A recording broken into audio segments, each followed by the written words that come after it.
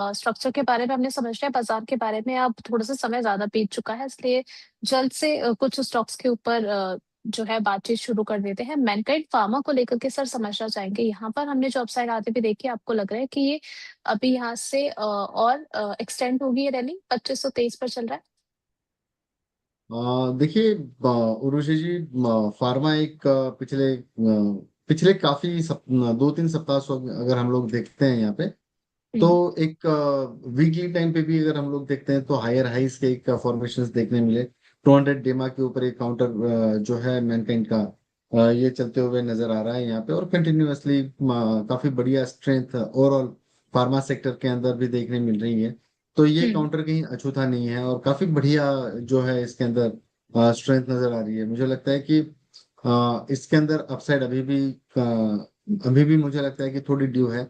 और जिस हिसाब से आरएसआई प्लेस्ड है, अभी भी मुझे लगता है कि कहीं ना कहीं ऊपरी लेवल पे जो टारगेट्स होने चाहिए वो 2580 रुपए तक के देखने मिल सकते हैं हमें। चलिए, नेक्स्ट यहाँ पर सर पीएनबी के बारे में थोड़ा सा और समझना चाहेंगे। अभी हमने जिस तरीके से इसमें एक शार्प रन अप आते हुए देखा, करेक्ट भी काफी ज्यादा हुआ है, अभी हमने जो रिकवरी आते भी पीएनबी पे देखी है, आपको लग रहा है कि रिस्क अभी भी है 101 के लेवल पर है? देखिए मैम, मैंने पीछे भी आपसे कहा था कि कुछ चुनिंदा बैंक्स में से है कि पीएनबी एक ठीक काउंटर लगता है। हम्म। लेकिन अभी अगर आप पोजिशनल पॉइंट ऑफ व्यू से अगर खरीदारी की बात करते हैं तो मुझे लगता है कि एक्यूमुलेशन होना चाहिए वो करीब 97-98 के आसपास। और जब तक वो 90 तक है तब तक एक्यूमुलेट करते चलिए। इससे बड़ी गिरावट ये काउंटर के अंदर नजर नहीं आती है। मैं इसलिए ये गिरावट बोल रहा हूँ कि काफी सारे फैक्टर्स हैं यहाँ पे आगे काम करने में। तो मुझे लगता है कि बैंक निफ्टी थोड़ा सा प्रेशर में जरूर रहेगा। तो हम्म। इसको स्टैगर्ड वे से एक्यूमुलेशन करने की सलाह रहेगी और लंबे अवधि के लिए पीएनबी जैसा काउंटर जो है आपके पोर्टफोलियो में रहना चाहिए। ओके, नेक्स्ट यहाँ पर सर लॉरस लैब के बारे में भी समझना चाहेंगे। एक साल में अच्छा खासा इससे जो है अपने निवेशकों को कमाई का मौका दिया है, अभी आगे के लिए ये काउंटर कैसा लग रहा है आपको? देखिए, छोटे और बड़े दोनों टाइम फ्रेम पे काफी लुक्रेटिव सेटअप्स हैं, और पिछले अगर कुछ दिनों से अगर आप देख रहे हैं यहाँ पे, तो वॉल्यूम एक्टिविटी भी बहुत शानदार दिख रही है। कंटिन्यूअसली हायर हाइज के फॉर्मेशन इसके अंदर वीकली टाइम फ्रेम पे भी देखने मिले हैं और डेली टाइम फ्रेम पे भी कंटिन्यूअस यहाँ पर देखने मिल रहा है। मुझे लगता है ये काउंटर डेफिनेटली होल्ड करना चाहिए। अगर आप इस काउंटर को काफी टाइम से अगर आप कैरी कर रहे हो तो मुझे लगता है कि 1300 रुपए का एक स्टॉप लॉस यहाँ पर, ट्रेलिंग स्टॉप लॉस मेंटेन करके हम्म। चले, मोमेंटम को राइड करें। फार्मा अभी जैसे मैंने अभी बोला कि ये थेमेटिक बाय हो चुका है। अगर कहीं छुपने के लिए जगह है तो वो फार्मा के काउंटर्स में देखने मिलती है। बाकी तो अगर आप मतलब कंपल्सिव ट्रेडर्स हैं और हर तरीके के ट्रेड्स लेना अगर आप समझते हैं जानते हैं तो डेफिनेटली यस, वैसी ट्रेडिंग करनी चाहिए। लेकिन ये पॉइंट पे फार्मा के अंदर मुझे लगता है कि कहीं ना कहीं अगर आपको छुपने की जगह है, या आप स्टैंडर्ड लैंग्वेज में आप ये कह लीजिए कि हेज करने के लिए जो जगह है हम्म। वो फार्मा हम्म। में है। चलिए ठीक है, तो यहाँ पर फार्मा के अंदर जो है आप अपॉर्चुनिटीज को कई सारे देख सकते हैं। नेक्स्ट यहाँ पर अपने दर्शकों के कुछ सवाल ले लेते हैं हम। केन स्टैक को लेकर के सिद्धार्थ शर्मा जी का सवाल है, फ्रेश एंट्री लेवल्स क्या रहेंगे सर, कितना अपसाइड दिखा सकता है काउंटर? आपने किम्स टेक्नोलॉजी को क्या, जी। केन्स, केन्स राइट? टेक्नोलॉजी। जी। जी देखिए, आईटी तो देखिए बड़ी दुविधा में है। अ, हम्म। अगर मैं अपना अगर मैं बोल्ड तरीके से अगर मैं राय राय दूं यहाँ पे, तो देखिए आईटी में अभी बहुत पेन आना है। हम्म। बिकॉज हम लोगों का लास्ट टाइम भी बहुत विस्तार से इसके ऊपर डिस्कशन भी हुआ था। We are not based IT companies जहाँ पे कोई चिप्स भी बनाते हैं या फिर कोई बड़ा प्रोजेक्ट पे काम करे। We are into a service mode. और एआई का जो बबल, एआई का जो ट्रबल है, नॉट बबल, जो ट्रबल है वो हम लोगों के ऊपर बहुत साफ देखने मिल सकता है। मुझे लगता है कि टेक्नोलॉजी से थोड़ा सा दूर रहिए। जितने भी नामचीन काउंटर्स है, you take any name, bare minimum 45% की गिरावट ऊपरी लेवल से वहां पे देखने मिली है। यू टेक एनी नेम, आप टीसीएस ले लीजिए, 44% के आसपास की मंदी है। इन्फोसिस ले लीजिए, वो भी करीब करीब 45-46% के आसपास है। मिड कैप आईटी के अंदर तो मतलब चुनिंदा एक दो काउंटर्स हैं वो थोड़े बहुत ठीक ठाक प्रदर्शन कर रहे हैं, लेकिन ओवरऑल आईटी के अंदर जब भी मार पड़ेगी वो लंबी बैठेगी वहां पे, तो एग्जिट किया हुआ ज्यादा ठीक रहेगा। और जहाँ पे मोमेंटम जो स्टॉक्स है उसके हम्म। अंदर थोड़ा सा शिफ्ट रखिए वहां पे, तो आपको पैसा बनाने में ज्यादा आनंद आएगा। चलिए ठीक है, यहाँ पर नेक्स्ट क्वेश्चन सर इनका है भारतीय एयरटेल को लेकर के। इसमें फ्रेश बाइंग की जा सकती है, 1915 पर चल रहा है। हाँ, मैं काफी सारे कॉलर शोज में मेरी बात होती है, और इवन मेरा 2 दिन पहले का इसके ऊपर एक टेक रहा हुआ है।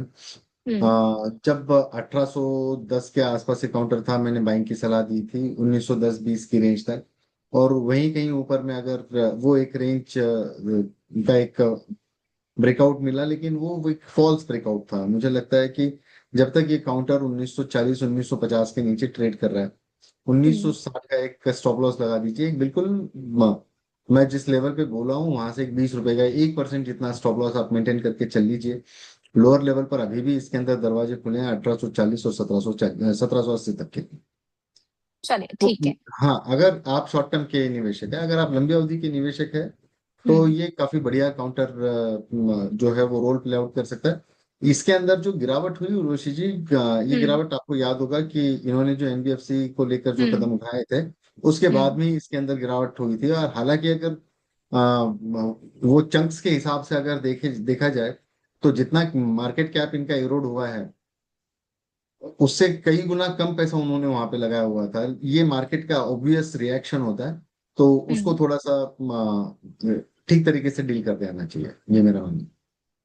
चलिए ठीक है सर, यहाँ पर रिलायंस को लेकर के क्वेश्चन आया है, हमारे एक प्राइम मेंबर है।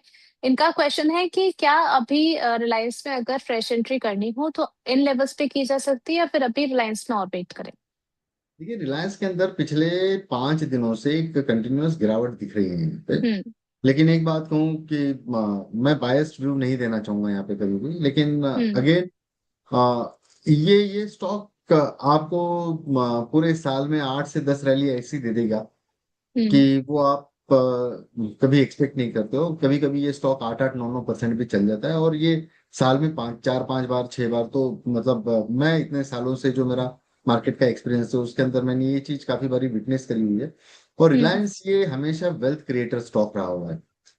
हम्म। ये बात और है कि अगर आप बहुत ऊपरी लेवल पर फंस गए हैं तो बात अलग है, अगर आप बहुत निचली लेवल पर ले रहे हो तो वो गॉड ग्रेस की बात है। तो मुझे लगता है कि रिलायंस ये एक्यूमुलेशन का ही फेज में है, और at any point in time आप इसके हम्म। अंदर एक्यूमुलेशन करते रहिए। गिरावट अगर ज्यादा परसिस्ट होती है तो थोड़ा सा क्वांटिटी भी बढ़ाकर काम कर सकते हैं।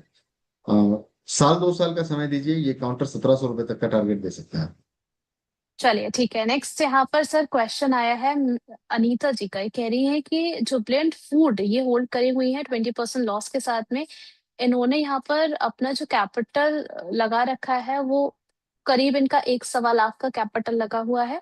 तो इनको क्या करना चाहिए सर, होल्ड करें, एवरेज करें, क्या व्यू रहेगा आपका। मैम, मेरे को स्क्रिप्ट का नाम और उनका जो एवरेज प्राइस है वो बता पाएंगे आप? सर इन्होंने जुबलेंट फूड ले रखा है, इन्होंने अपनी बाइंग प्राइस यहाँ पर मेंशन नहीं करी है, इनका कैपिटल 1.22 लाख का है ओवरऑल, 20% लॉस में। देखिए, आज की ही न्यूज़ है जुबिलेंट फूड के ऊपर। काफी सारे बिजनेस चैनल्स इसके ऊपर कवरेज भी लगातार रख रहे हैं इसके ऊपर। लेकिन बहरहाल अगर मैं बात करूं यहाँ पे, तो आज के दिन में एक 4% की तेजी यहाँ पर विटनेस हुई है। जुबिलेंट हम्म। फूड बड़ी शार्प गिरावट, शार्प डिक्लाइन देखने मिली है। स्पेशली हम्म। अगर आप देखते हैं तो 625 के बाद में काउंटर कभी संभलते हुए उतना ज्यादा नजर नहीं आया, और कंटिन्यूअसली गिरावट दिख हम्म। रही है। यहाँ से 200 रुपए की गिरावट जो है ऊपरी स्तरों से यहाँ पर होती हुई नजर आई है। और ये काउंटर अभी थोड़ा सा रेजिलियंस दिखाया है यहाँ पे। तो मुझे लगता है कि ये काउंटर के अंदर जो है अभी भी स्ट्रेंथ आना थोड़ा सा मुश्किल लग रहा है। जब तक कि काउंटर 484 के ऊपर हम्म। क्रॉस नहीं करता है, उसके अंदर बड़ी जो है वो तेजी देखना थोड़ा सा मुश्किल लग रहा है। चलिए ठीक है, नेक्स्ट यहाँ पे सिद्धार्थ शर्मा जी का सवाल आया है, ये भी हमारे प्राइम मेंबर है।